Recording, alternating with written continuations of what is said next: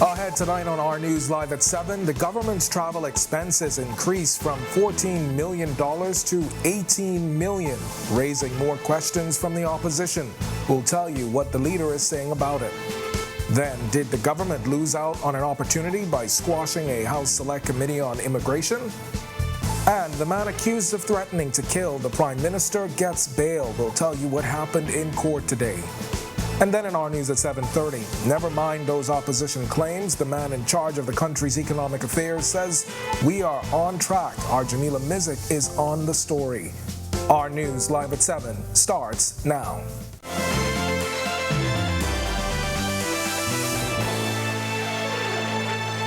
Welcome to Our News Live at 7. Thanks for joining us tonight. I'm Kendino Knowles. The travel budget increasing again under the Davis administration. And while the Prime Minister has gone on the record saying that the trips are opportunities, the opposition is saying there needs to be an explanation.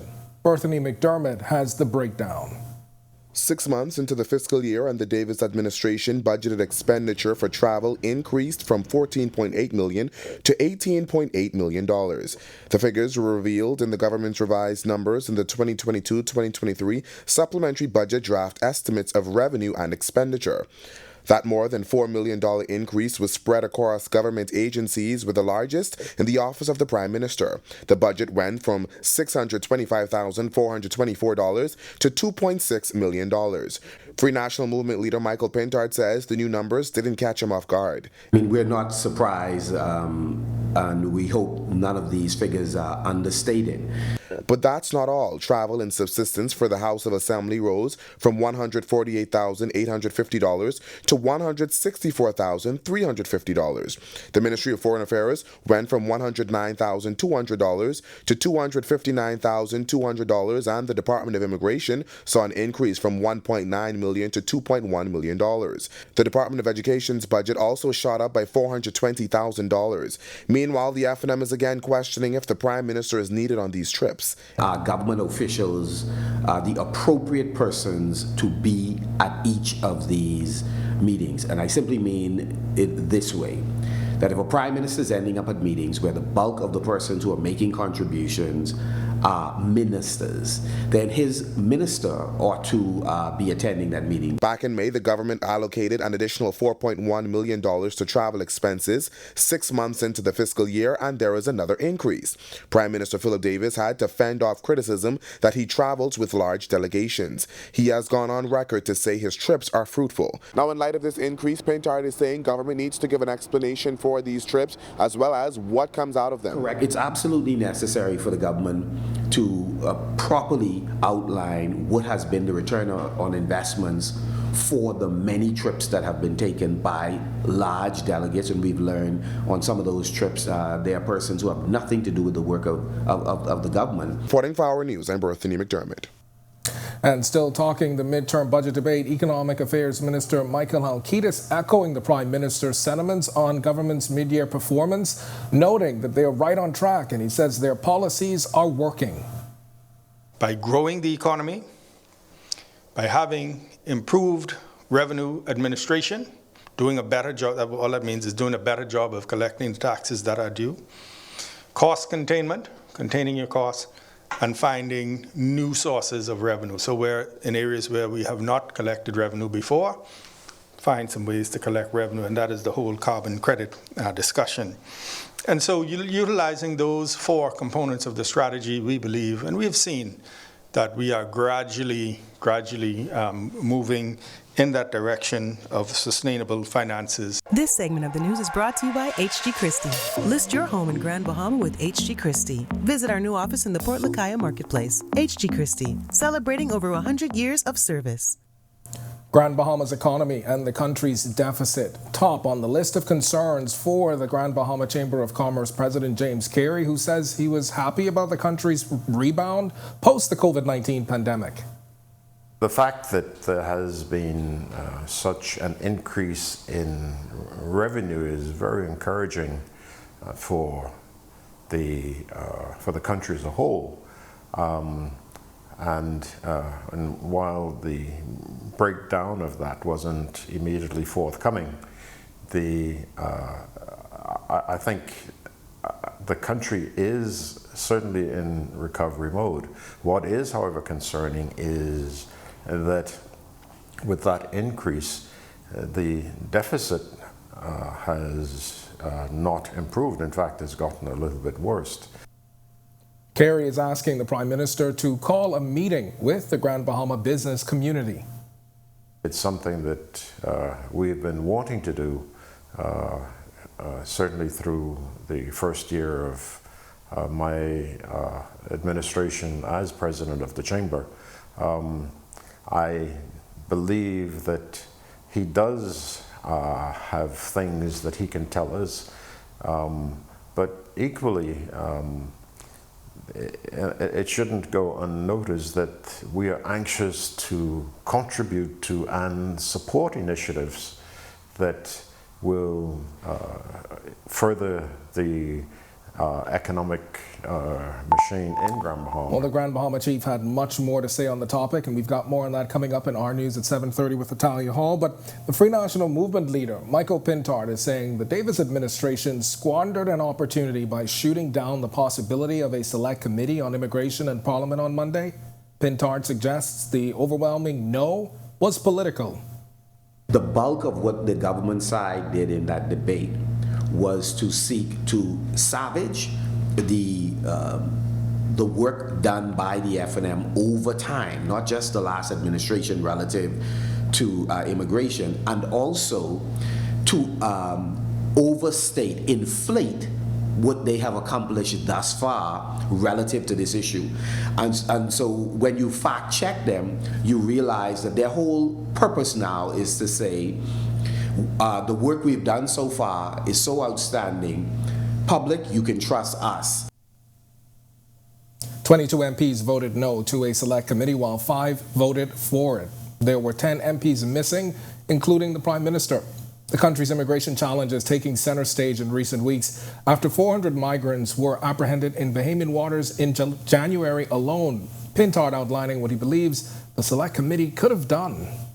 Are we strengthening border security, both at the airport where many persons come in and overstay, or at the maritime borders?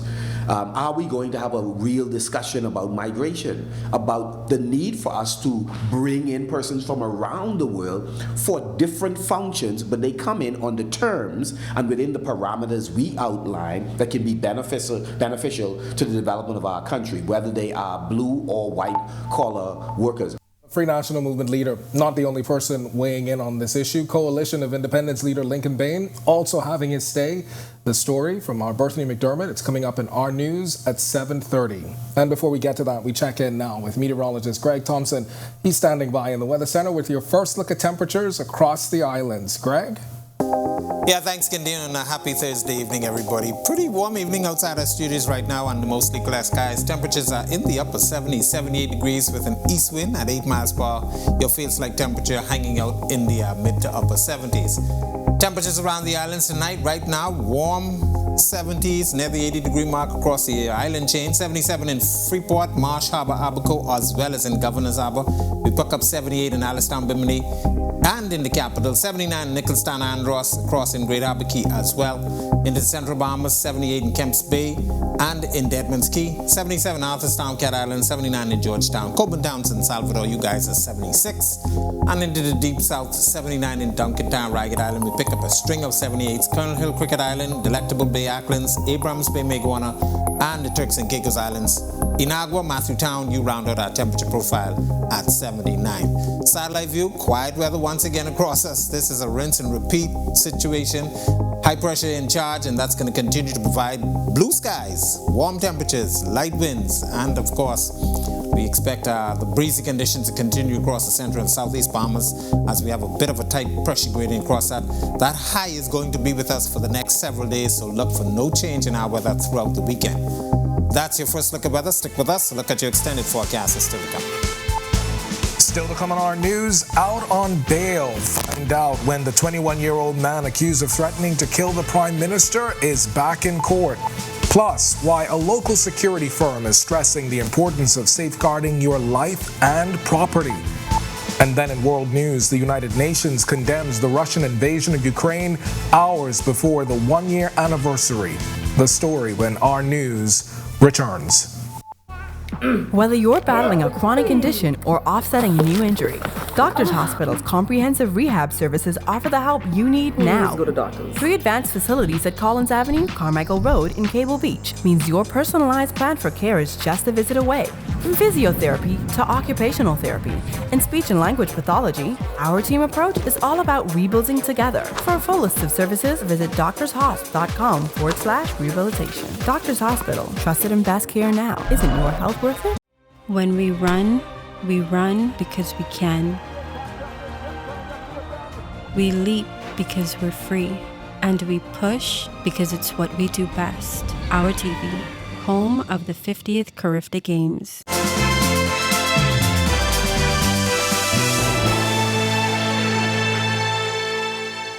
The 21-year-old man accused of threatening to kill Prime Minister Philip Davis has been granted $5,000 bail. As a condition of his release, Isaac Roberts has to wear an ankle monitor and report to the Wolf Road Police Station on Tuesdays and Thursdays.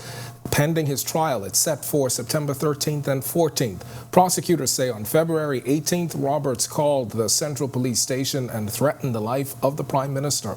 Roberts denied the accusation at his arraignment on February 20th. He's being represented by attorney Bjorn Ferguson. And 49-year-old Ivan Curry appearing in an Abaco magistrate's court where he was charged with unlawful sexual intercourse with a minor. Prosecutors allege on February 14th, the Central Pines resident allegedly had sexual intercourse with a 12-year-old girl. Curry was not required to enter a plea and has been remanded to the Department of Corrections. He's expected back in court on May 26th for a voluntary bill of indictment. And 2 women and a man were arrested by police after a firearm, ammunition, and large quantity of drugs were found in their home on Wednesday. Police telling Our News that it was shortly after 2:15 p.m. when Operation Ceasefire officers executed a search warrant on the Pinewood Gardens residence when they found the illegal stash. A 27-year-old man along with a 37-year-old woman and a 63-year-old woman, they were all taken into custody. The drugs weighed 13 pounds, 8 ounces and have an estimated street value of $13,640. Investigations in that are ongoing. And the increase in armed robberies has left many looking for ways to better secure their homes and businesses. And tonight, a local security company explaining the importance and practicality of safeguarding your life and property. Joshua Williams has the story.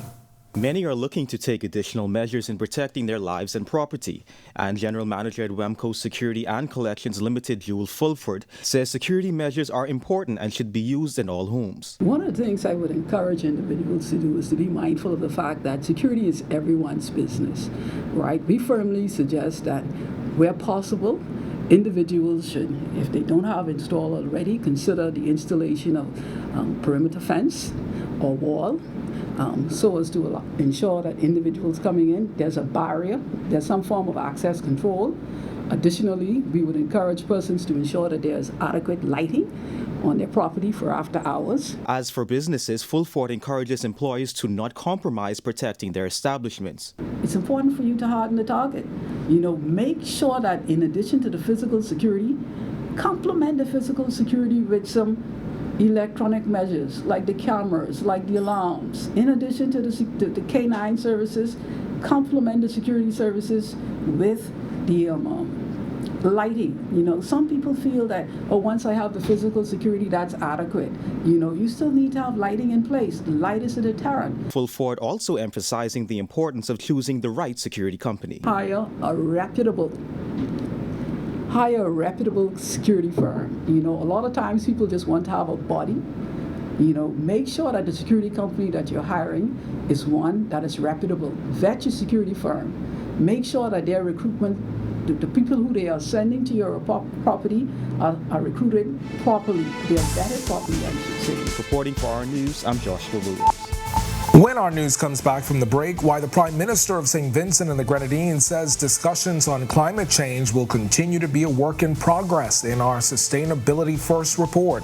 But first, we turn our spotlight to stories making headlines across the world as disgraced R&B star R. Kelly avoids a lengthy add-on prison sentence.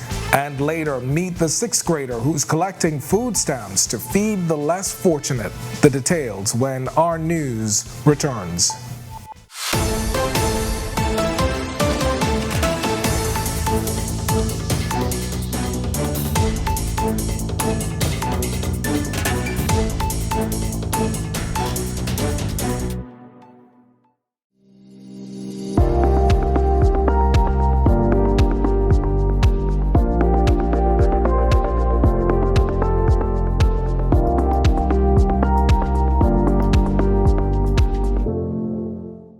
When we run because we can.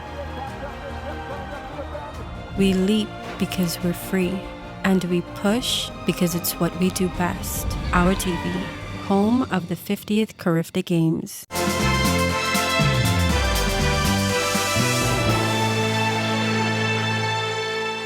This is our news. Welcome back. We turn our attention now to stories making headlines across the world.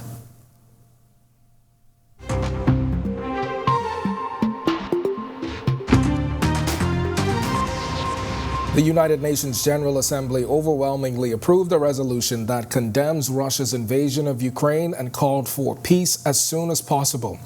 Ukrainian President Volodymyr Zelensky has paid tribute to all those who have died since the war with Russia began last February. Russia's invasion was described as an affront to the world's collective conscience by UN Secretary General Antonio Guterres.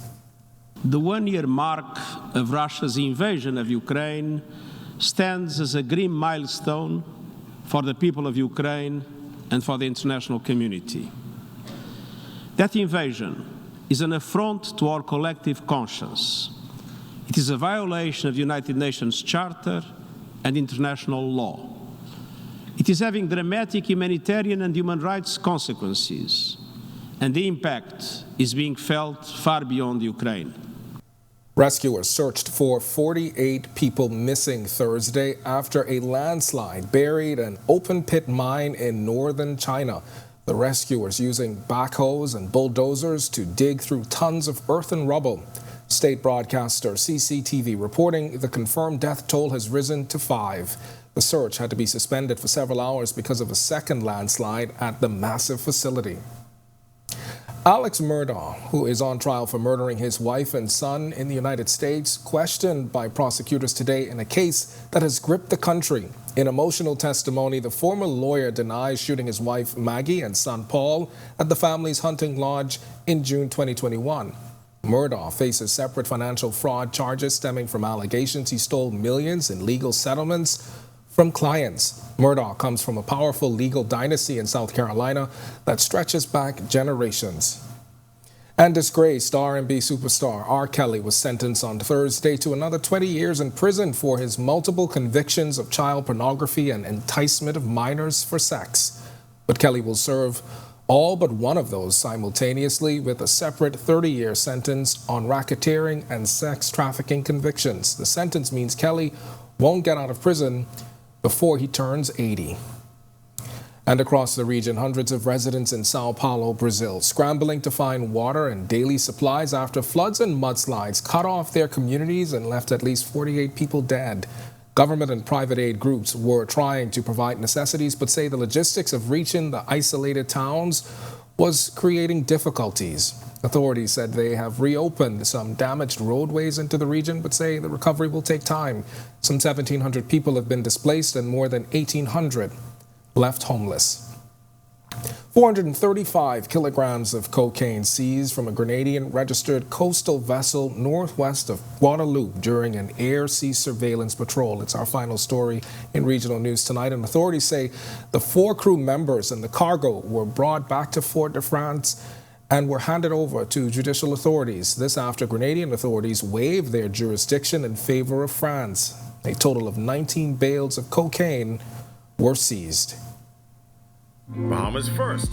Putting sustainability first for our people and our environment. What's first for you and the planet comes first for us. When CARICOM heads of government met for the 44th regular meeting of the body last week, climate change was one of the topics that topped the agenda. Prime Minister of St. Vincent and the Grenadines, Ralph Gonsalves, telling us in our Sustainability First report tonight that our news that the discussion, that is, on climate change will continue to be a work in progress. There was a good report from the 5 Cs about the most recent COP27, and where there's been some progress and other areas which have stalled, and looking forward to the United Arab Emirates for COP28 and some things in between. Bahamas first. Putting sustainability first for our people and our environment. What's first for you and the planet comes first for us.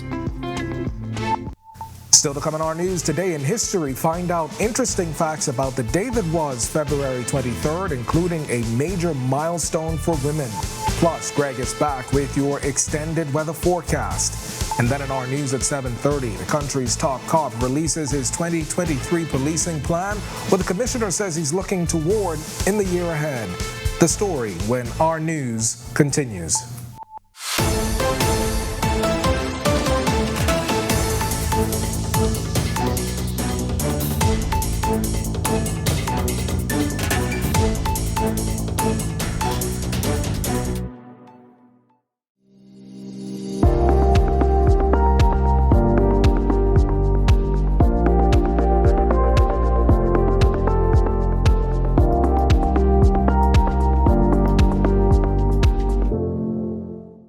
When we run because we can. We leap because we're free. And we push because it's what we do best. Our TV, home of the 50th Carifta Games.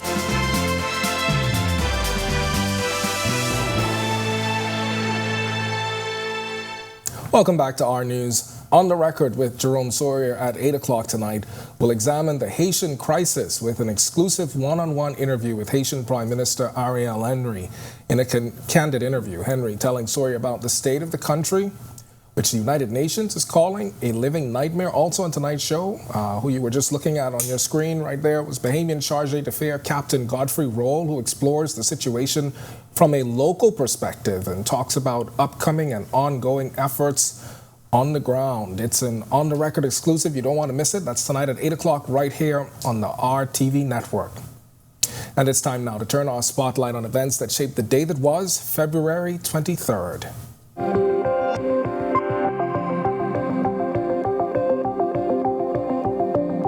On this day in Bahamian history, in 1961, Parliament passed a bill that would grant women the right to vote and to hold public office. The bill later came into effect on June 30th in 1962. 5 months later, on November 27th, for the first time in Bahamian history, women were able to cast their ballots. Then in 1970, Renward Ricardo Wells was born in Nassau. The retired track and field athlete, engineer, and politician co-founded the National Development Party, NDP, in 2008. In 2011, he left the party and joined the Progressive Liberal Party and was elected the following year to represent the constituency of Bamboo Town.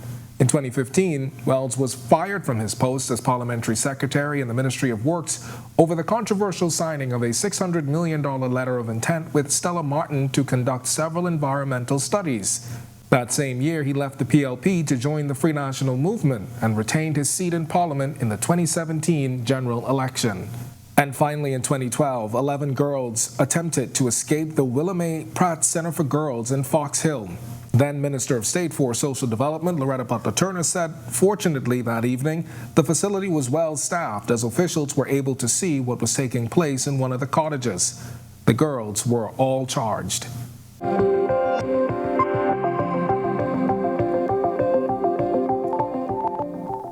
And finally, a 6th grader is making waves this week after what started out as a small school initiative turned into a community-wide project that helped to raise thousands. Our Marlena Leonard has the story. 10-year-old Nyla Simonette is Queens College 2023 Student of the Year, and this week she made it possible for over 5,000 quality stamps to be distributed to help feed the hungry. She tells us it was only meant to be a school-wide initiative at first, but members of the community quickly jumped on board. I started a food stamp drive called Stamp Out Hunger, which is based on collecting quality stamps to purchase food items for the hungry. And from that, I was able to raise about 2,780 stamps. And then Super Value was generous enough to match that donation. Donations went to Nyla's Church, St. Agnes, and the Bahamas Feeding Network. A lot of people were very supportive of me, but my main goal was just to help those in need and let them know that somebody is out there caring and somebody actually wants better for them. The 6th grader credits her mother for showing her the importance of taking care of your community. Well, I've always had a heart for community service from I was a child. My mom would take me on cancer walks, or we would go to donate clothes and food to children's homes. We would read at schools. So I always really had a passion for giving back. And Nyla tells us she wants Stamp Out Hunger to become an annual initiative. When asked what could help her take her feeding movement to the next level, she says, if we got more, organizations to help with the collection of the stamps, maybe if we had more people to help actually collect the stamps, it would be able to reach further, and if we went to more Super Value locations, we could get more stamps and then be able to do something bigger and better. Reporting for Our News, I'm Marlena Leonard. All right, how about that, Nyla? What a wonderful effort. Thanks for sharing that story with us, Marlena. And to watch Nyla's story again, and for all of today's top stories, you can visit ournews.bs. That's going to do it for us in News at 7. Joining us now is Italia Hall. She's got the latest headlines. Italia? Yes, Ken, we are still following the midterm budget debate in Parliament and why a fringe political group is calling opposition attempts at getting a select committee on immigration a waste of time. First tonight on Our News Live at 7:30, heavy spending while revenue's up. That's how the Minister of Economic Affairs describes the budget position of the past few months. And the controversial leader of the Coalition of Independents calls the opposition's attempt to get a select committee on immigration weak. Hear what else he had to say. And police are looking for a robber who took a car at gunpoint in the Kennedy subdivision last night. And later, celebrating the 242. If you haven't heard by now, we'll get you all caught up on how you can participate in tomorrow's nationwide observance. Our News Live at 7:30 starts in a moment.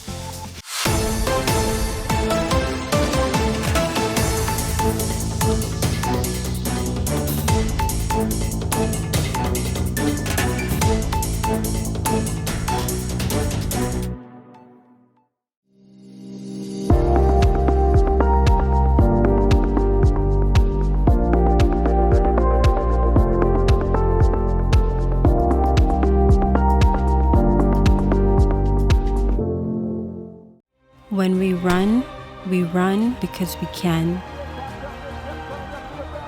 We leap because we're free. And we push because it's what we do best. Our TV, home of the 50th Carifta Games.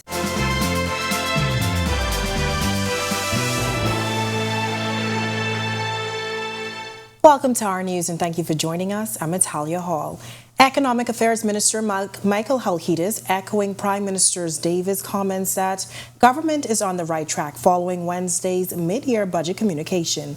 Jamila Mizik reports. This year, we have seen a very, very good sign where we have had 44% of the revenue collected in the first half, as opposed to 43% last year and 35% the year before. So what we've seen happening is we're collecting more revenue in the first half of the year. Economic Affairs Minister Michael Halkitis says this year they've had heavy expenditure commitments in October and December. However, this period will see the bulk of the revenue roll in. We should see an even better budget performance during the second half of the year. And so, but the point is, we look at the performance and we're looking at trends, and we are on the right track. We're moving in the right direction. Halkitis adding that government's multi-year strategy was to restore the country's finances. By growing the economy, by having improved revenue administration, doing a better job, all that means is doing a better job of collecting the taxes that are due, cost containment, containing your costs, and finding new sources of revenue. So where in areas where we have not collected revenue before, find some ways to collect revenue, and that is the whole carbon credit discussion. And so utilizing those four components of the strategy, we believe, and we have seen that we are gradually moving in that direction of sustainable finances. And to the opposition who said the projections are optimistic, Halkitis had this response. I would just like to say every projection that we've made since we've come to office, we've beaten. We've not only met them, we've beaten those projections. And so, yes, it's optimistic, but all that means is we have to work hard to achieve them. Reporting for Our News, I'm Jamila Missick. While the Grand Bahama Chamber of Commerce president weighing in on the mid-year budget communication, saying while he is pleased with the economic rebound, he still has some concerns. The fact that there has been such an increase in revenue is very encouraging for the country as a whole. And while the breakdown of that wasn't immediately forthcoming, I think the country is certainly in recovery mode. What is, however, concerning is that with that increase, the deficit has not improved. That's the Grand Bahama Chamber of Commerce President James Carey giving his take on the Prime Minister's mid-year budget communication. As it relates to Grand Bahama, there hasn't been much movement, according to Carey. We've seen no new initiatives of note, either governmental or private, although we're aware of some private enterprise that has plans for developments in Grand Bahama. We're still waiting to see what will be transpiring in the immediate future. Carey is now calling on Prime Minister Philip Davis to meet with the Grand Bahama business community, as he says they too contribute to the economy. I believe that he does have things that he can tell us, but equally, it shouldn't go unnoticed that we are anxious to contribute to and support initiatives that will further the economic machine in Grand Bahama. Over 13,000 business licenses have been approved and issued, and there's another 5,000 plus approved awaiting payment. That's according to Economic Affairs Minister Michael Halkitis, who says all licenses expired on December 31st, 2022 and have to be renewed before March 31st this year. Halkitis says progress is being made on the remaining licenses before the deadline. It's the duty of the department to do their due diligence to make sure that the information being presented to them is correct, and they use their discretion, with that. But I think I should say that the way forward for business is to be in the position where you are keeping your records and the records of your revenue, the records of your expenditure, because that's the way you know whether your business is profitable. So we should not look at it as the department imposing measures on people, but just as sort of a reinforcement of what good business practices are. Outspoken advocate and Coalition of Independence leader Lincoln Bain calling on the official opposition to do more in the immigration fight, adding that the move to form a select committee will not help the problem. Berthany McDermott reports. Days after a push for a select committee on immigration was shot down, Coalition of Independence leader Lincoln Bain is calling the official opposition's efforts weak. We're calling on the FNM opposition to be more strong on this. We can't be the only ones out there actually taking action. There needs to be the effort to do certain things, but we think that committees are where you send bills to die. On Monday, the House of Assembly debated a motion to form a select committee on immigration. However, it was overwhelmingly shot down by the government voting against it. The motion was put forward by the official opposition, but Bain says the Free National Movement's efforts are lacking. We're calling on the FNM to become like the Pinland administration was in the 60s, not administration, but the opposition at the time, where they would get on the streets, do something, let's take action. If we see something happening in our country, we have to fight for this. The COI leader pulled no punches in expressing his displeasure with the country's immigration challenges, even terming it a crisis. He has held a number of protests on the matter, the most recent ending in the arrest of Bain and 17 of his members.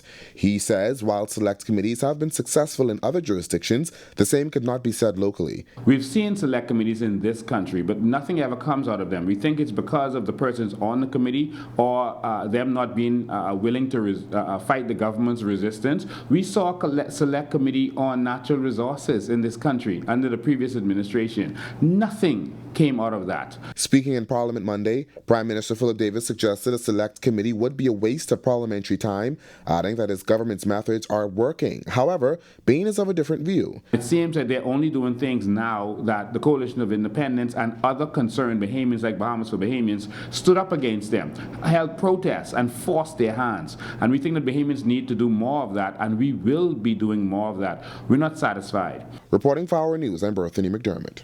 All right, and speaking of immigration, on the record with Jerome Sawyer at 8 o'clock tonight, we'll examine the Haitian crisis with Bahamian Chargé d'Affaires Captain Godfrey Rolle, who explores the situation from a local perspective and talks about upcoming and ongoing efforts on the ground. Also on tonight's show, an exclusive one-on-one interview with the Haitian Prime Minister Ariel Henry. In a candid interview, Henry telling Sawyer about the state of his country, which the United Nations is calling a living nightmare.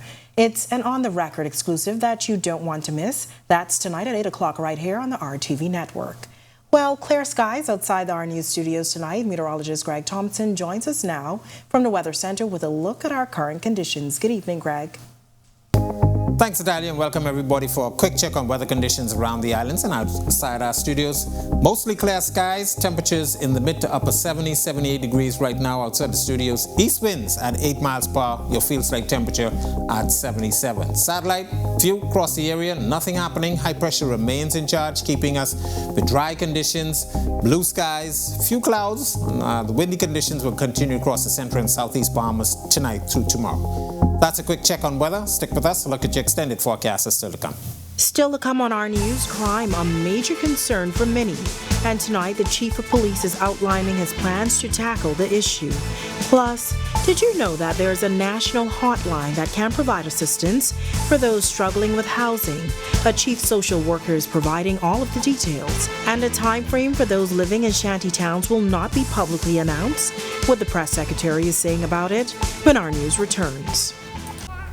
Whether you're battling a chronic condition or offsetting a new injury, Doctors Hospital's comprehensive rehab services offer the help you need now. Go to doctors. 3 advanced facilities at Collins Avenue, Carmichael Road in Cable Beach means your personalized plan for care is just a visit away.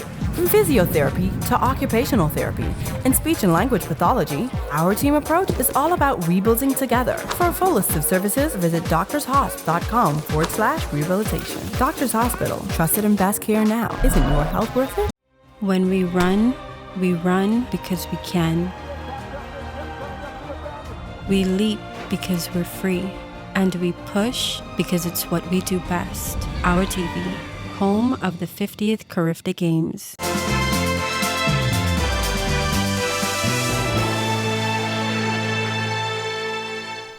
Police need your help finding a gunman they believe is responsible for stealing a pearl white Toyota Wish. The incident occurred around 9 p.m. on Wednesday in the area of Kennedy subdivision as the victim was arriving home. That's when he was approached by the gunman, who was wearing a black mask and a black cap, who ordered him to exit his vehicle. The suspect sped off, heading south in the Kennedy subdivision boulevard. A Supreme Court judge denied bail to a man accused of plotting a murder along with a policeman. Prosecutors say a 47-year-old Corporal Darren Davis plotted the murder of 43-year-old Jason Whitfield along with his 27-year-old cousin Stephon Davis on December 2, 2022. Now, a day later, Whitfield, a senior clerk at the passport office, was found shot dead inside his government-issued car in Garden Hills. The cousins were formally charged on December 12 and remanded into custody. Justice Renee Mackay freed the policeman on $30,000 bail on December 20th. However, she denied Davis' bail application, saying he was a threat to public safety. Davis was already on bail for 2 murders when he was accused of conspiring to kill Whitfield. While the country's top cop releasing his 2023 policing plan, in the year ahead, the commissioner is looking to put a major dent in crime through 6 key priorities. That includes enforcing the use of body and dash cams. Megan Shepard explains in this report. With the country recording 128 murders and 555 armed robberies last year, Police Commissioner Clayton Fernander outlining how the police force plans on tackling those violent crimes. In that plan, the top cop also says firearms were used in more than 90% of all violent crimes, while unrest between rival gangs and associated drug turf wars have resulted in an uptick in retaliation killings. Fernandez says the force understands criminals today are callous, and they plan on neutralizing this threat with innovative initiatives. To this end, he has prioritized 6 key areas of impact. They include revolutionizing community policing to prevent crime, a zero-tolerance approach to minor and major crimes, restructuring internal processes to impact crime prevention strategies, partnering with law enforcement counterparts to expand policing capacity, a proactive approach to youth and gang violence, and optimizing technology in crime prevention and police operations. But exactly how will these priorities work? Priority 6 centers on establishing an electronic monitoring unit to track the movement of suspects on bail for serious offenses, utilizing social media to track wanted suspects and missing persons, and expanding CCTV on islands such as Grand Bahama, Abaco, and Bimini, as well as enforcing policies on the mandatory use of body cams and dash cams during police interactions. Reporting for Our News, I'm Megan Shepard. All right, thanks, Megan. Well, according to Hotline volunteers and figures from the Department of Social Services National Hotline Statistics, the public is feeling much more of a struggle when it comes to housing. Chief Social Worker in the Department of Social Services, Shauna Leah Lewis, is also a Hotline volunteer. Oftentimes, we would have persons calling into the hotline saying to us, listen, I've been sleeping in my car for the past 3 nights, and my children and I, we don't have anywhere to go. And so, of course, they're looking for shelter, and so that is a service that is also provided through the hotline. Sometimes the police themselves will call us and say, I have persons here, or we would have been doing patrol in a particular area and we find persons sleeping in their vehicles, and of course they would call seeking assistance with shelter. There were 69 calls into the National Hotline for Crisis Intervention asking for assistance with shelter in 2019. That rose to nearly 100 in 2020. And in the post-pandemic economy in 2022 saw 123 calls asking for assistance for shelter. Lewis says dwindling inventory for affordable housing, especially for larger families, is leaving many families out on the curb. As you can see by our statistics, those numbers have steadily increased over the years, and there seemed to be a serious concern for homelessness. In particular, on the island of New Providence, we have a number of families who are homeless, and these numbers only reflect the ones that call into our hotlines. Of course, the community support centers on a daily basis see a number of clients who are also looking for shelter. So these numbers is just a fraction of the amount of persons that the Department of Social Services assists on a regular basis with accommodation. It's now time for tonight's Financial Market Minute, brought to you by RF, your local investment bank.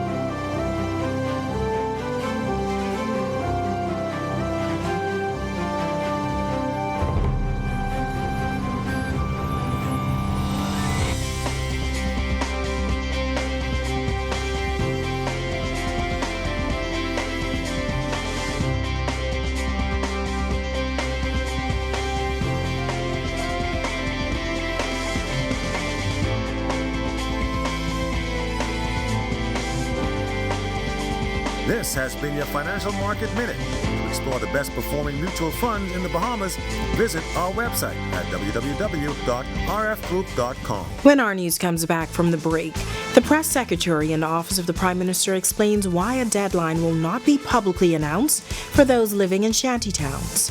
Plus, coming up in Sports for You Night, North Long Island will be the place to be as the North Long Island basketball tournament gets back underway. Full details coming up in Sports Tonight. And 242 to the world. That's the message for every Bahamian this Friday as the country prepares to celebrate its 50th anniversary. We have all of the details when our news returns.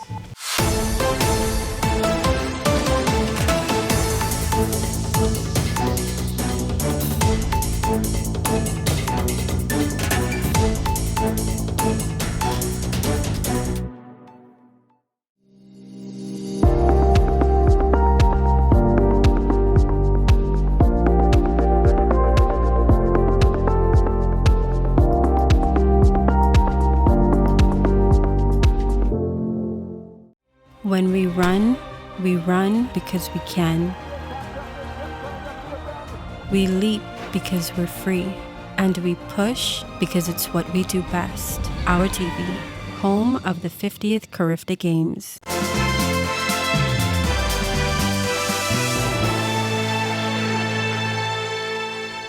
This is Our News. Welcome back. There's a time frame for those living in shantytowns to get their affairs in order. This after government announced plans to demolish those illegal structures. However, OPM Press Secretary Clint Watson telling reporters today that timeline won't be announced to the public. We're not going to announce when there will be the legal people who will go in, the law enforcement agencies who will go in and of course do their checks. So we encourage people to just do what you have to do, get your house in order, settle your affairs. We're not going to put a deadline because we believe it's past due. It should have happened already, and we want people not to sit back and say, "Oh, I have 2 more weeks." By giving you a deadline. Oh, I have another week. No, the clarion call came from Prime Minister to do what you need to do. And that's where we're going to leave it at because action will be swift and it will be delivering. And to those who may not believe the government will actually move to bring a resolution to the shantytown issue, Watson simply says to judge the administration by its actions. We're quite aware of the urgency of this, the necessity of this, and the importance of this to the Bahamian people. And that means the Davis administration cannot slack up on taking action. In fact, before Prime Minister even spoke about it, things have already been in motion and things were already happening before it was even announced. So the administration is not slow to moving on this. This is very serious business for the administration. North Long Island hosting their own high school basketball tournament. Meanwhile, the latest from local volleyball championships and a major boxing event on the horizon. Here's Marcellus Hall with a check on sports. All right, thanks, Natalia. Welcome to our sports, everybody. I'm Marcellus Hall. North Long Island is going to be the place to be over the next few days as the North Long Island basketball tournament gets underway. Meanwhile, over in New Providence, things are looking pretty good as the high school basketball championships are ready to roll as far as the Hugh Campbell is concerned. And we'll also tell you about all the other things going on, including the Volleyball Association Championships. Let's take a quick look at how last night's games turned out. The North Long Island High School Parent Teachers Association Annual Invitational Basketball Jamboree is set to kick off at this site beginning this evening as the activities will run right through until Saturday night with a championship game. Now, as it stands, organizers are pretty pleased about the turnout. They're looking forward to a great tournament. We'll give you details on it as the week progresses, as the first set of activities take place this evening. Meanwhile, New Providence Volleyball Association championship action continuing last night over at the Anatole Rogers Gymnasium. Taking a quick look at how things turned out. Boy, some work to be done here for the Warhawks as they went down on the men's side 3-1 to now trail the best of 5 series by a total of 2-0. Looking at your set scores, 25-21, 22-25, 25-19, and 25-23. Warhawks now with a 2-0 lead over the defenders. Meanwhile, on the ladies' side, this one a bit closer as the Panthers beat the Spikers 3-2, but the Panthers already up 2-0 now. They can look to close out the series when it continues this weekend. Quick rundown of your set scores here as the set scores 25-18, 22-25, 25-21, 22-25, and then 15-9. And again, it was the Panthers getting the win. New Providence Basketball Association, they had a couple of games last night over at the AF Valley Gymnasium. Quick rundown of how things went down there on Division II side of things. The Macadash Millionaires, they fell to the Produce Express squad 88-81, pretty tight ball game. Meanwhile, not so close in Division I side as the Commonwealth Bank Giants. They put the beat down on their little brother team, the TMT Giants, 106-68. And for boxing fans, a little something to look forward to. Bahamas Boxing Federation today announcing plans for the Caribbean Boxing Explosion, which will take place March 3rd through the 4th at the Kendallage Gymnasium is the tentative site. It'll be the Caribbean versus the Bahamas, featuring teams from all around the Caribbean region, boxers from the entire region. We'll give you full details as, again, that continues to develop. So much more to come regarding that matter. And that's your check on sports for you here on this Thursday in North Long Island. I'm Marcellus Hall. Back to you, Italia. Still ahead on our news tonight, as the Road to 50 continues, how you can share your Bahamian pride this Friday for 242 Day. And are you wondering what your weekend weather will be like as the weekend approaches? Well, Greg is back in the Weather Center with your extended weather forecast right after this quick break.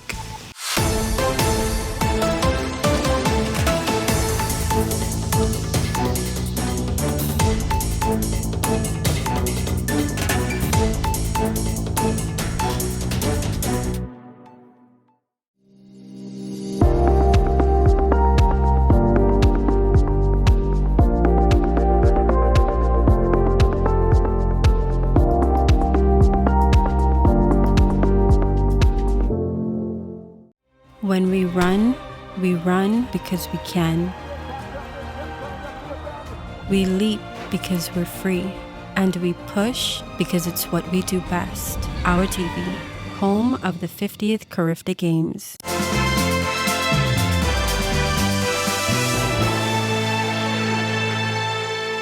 Welcome back to our news. Will sunny skies and warm weather continue this week? Greg is back in the Weather Center with a look ahead. Greg?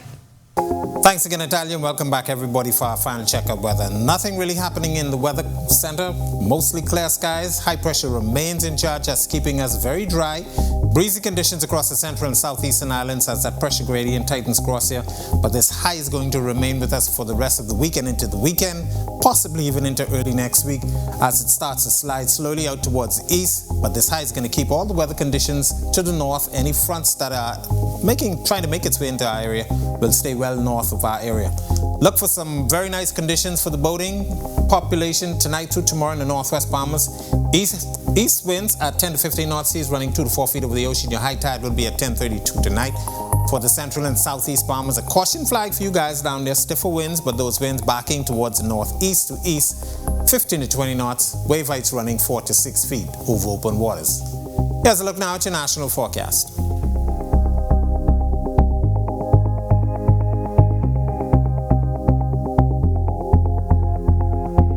In your extended forecast, quiet weather will remain with us into the weekend. Temperatures will make that climb towards the mid-80s, and we expect those temperatures overnight to stay in the upper 60s, low 70s. But we expect a frontal boundary possibly by next week, Tuesday, Wednesday, so temperatures could take a dip into the upper 70s. That's a look at our weather. Make it a safe evening, everybody. All right, thanks, Greg. Well, as the country continues towards the road to 50, Bahamians everywhere are invited to take 242 to the world. February 24th, or the 24th day of the second month, will be celebrated as 242 Day. 242 Day is an effort to bring the country alive with our beautiful national colors. Bahamians are encouraged to wear Bahamian colors, enjoy your favorite Bahamian meals, celebrate Bahamian heritage through listening to Bahamian music or reading books by Bahamian authors. Now, Bahamians all over the world are encouraged to take lots of photos and use hashtag 242Day and hashtag Celebrate Bahamas to share their 242 pride to the world. And I'll be sure to wear my Bahamian colors tomorrow as well. And with that, we thank you for joining us for our news tonight. On behalf of the entire team, I'm Italia Hall. We'll see you tomorrow night. Have a great evening. On the Record with Jerome Sawyer starts right now.